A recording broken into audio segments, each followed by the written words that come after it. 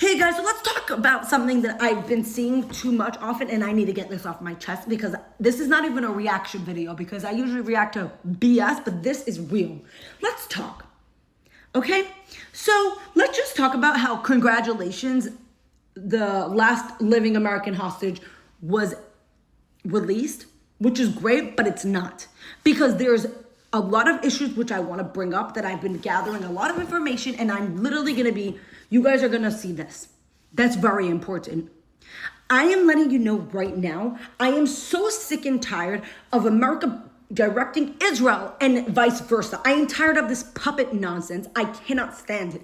Now, I am not someone who thinks that America should be involved with Israel. I think it's ridiculous. I just think that America needs to be there with an ally. And listen to this, Benjamin Netanyahu, the Prime Minister of Israel. Let me tell you this. You've been saying for years and years and years that Iran cannot have a nuclear weapon. Did you actually stop it? If you really wanted to take it out, what are you waiting for? Why couldn't you just do it? Why do you have to listen to what the American people have to say? If it's not in America's interest, then you should go and do it yourself. You know what? Let's just think about this. Ehud Olmert, you're crap in every way. But here's the thing, I will give you credit. You took out the Iraqi nuclear reactor. And thank you, Prime Minister Menachem Begin. You also took out the Syrian nuclear reactor. And Prime Minister Benjamin Netanyahu, what have you done? You just talk and talk and talk. Do you know that actions matter more than words? And let me be clear, all these prime ministers are trash, and you can't even go. Don't give a crap what any of the American people say. If this is in your interest, then why are you waiting for it? And Steve Witkoff, can we just address the fact of how a scumbag and disgusting you are? Can we just address this about you? How you're a pathetic isolationist and it's disgusting. When you go and say on media that, oh, it's Israel, you just sound as much as the Biden administration. Israel offered a new proposal for a ceasefire deal. Israel's offered many and accepted pretty much every single one. The price for that was they allowed more terrorists out. So the audacity of you saying this is disgraceful. Disgraceful. I am disgusted that you're even mentioning this in the media. Criticizing Israel on their own country. What the F is wrong with you? How could you do that? You think that Israel's rejecting a ceasefire? Really? It's the terrorist group. The only reason why, according to reports, why the terrorist group, the H group, accepted the ceasefire, it wasn't even a ceasefire, accepted the deal to release Idan Alexander, was because just to get America out of the situation. That was according to the news reports. I don't know if it's true, but that's basically what is being told. Steve Witkoff, you are one of the worst. You are just as bad as Barack Obama and Joe Biden administration. I cannot stand it. It is disgraceful. It makes me so sick and tired of isolationists in America.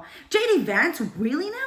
You really think you stand with Israel? No, you don't stand with Israel, because if you really did, you just let Israel do whatever the hell they want. And goddamn, Israel, what are you just standing like idiots on your tuchus?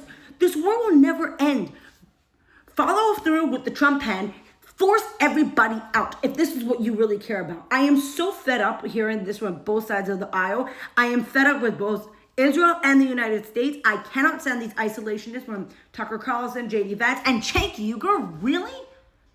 Can we also mention the two-state solution that you think is a solution that people are still talking about, and we need to have a Palestinian state? What are you talking about? It's over. We gave you one in 2005. You have a small amount of autonomy in what? Judea, Samaria, and areas A and B. And what was the price we paid? The Second Intifada, and not just that, October 7th. Any dumbass moron who thinks that the two-state solution is going to create peace is not. Saudi Arabia, you're also evil scumbag, because let's just keep in mind there's been reports against you of your complicity with 9/11. So please, America, please do not get yourself embarked with Saudi Arabia. They are complicit with terrorism against you. And let's just also add, Steve Witkoff, what the hell? You talk about Qatar being amazing mediators.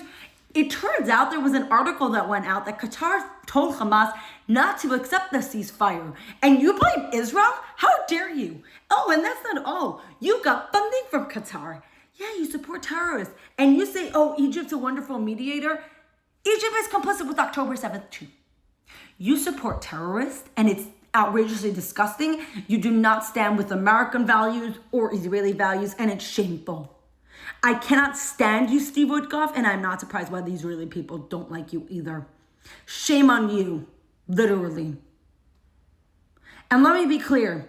There's a price to pay for such things, and boy, any deal that destroys the security of Israel will pay hard. Now, there were some speculations on why Trump lost the 2020 election, and Trump, I want to remind you, this is the reason why people claim you lost 2020, even though I know you think that it was stolen, but we don't want to get political here. But let's just be simple.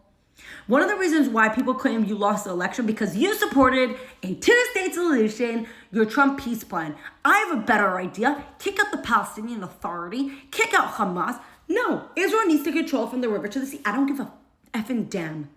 It is Israeli land. Why does it only have to be Israel has to make concessions? It is outrageously disgusting. And Steve Woodcock, you're outrageous too. Shame on the isolationists, the woke left, the woke right. I am sick of it. And Israel, get your act together once and for all. You